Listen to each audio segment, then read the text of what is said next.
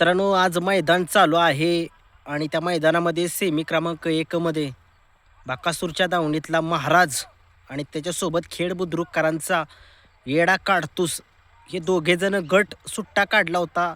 अण्णा driver Yavatkar यांनी जी गाडी आहे ती चालवली होती आणि सुट्टा निकाल घेतलेला होता.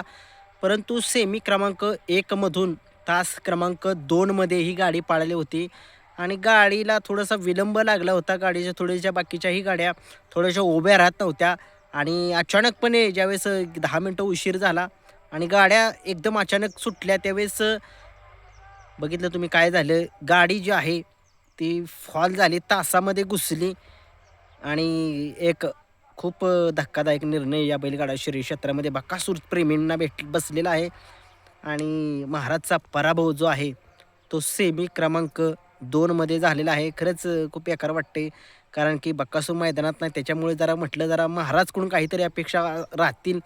परंतु आता शेवटी काय करणार, गाडी फॉल झाली त्याला करणार तरी काय आपण. शेवटी सुट्टी मेकरनी सुद्धा व्यवस्थित सुट्टी केली परंतु आता शेवटी गाडी तासात घुसली आणि आपल्या गाडीचा पराभव जो आहे तो झालेला आहे. बकासूरच्या दावणीतला महाराज आणि येडा काढतूस यांचा पराभव झालेला आहे. परंतु असो, एका पराभवाने दोघेही संपत नाही आहेत. त्यांचा इतिहास खूप चांगला आहे, त्यांची कारकीर्द खूप चांगली आहे. एका पराभवाने नाराज होऊ नका. दोन्हीही काढतूस येडा काढतूस फॅन फॉलोईंग आणि महाराज फॅन फॉलोईंग यांनी कमबॅक होईल, चांगलं कमबॅक होईल. परंतु आज कोणत्या कारणामुळे पराभव झाला हे बघूया.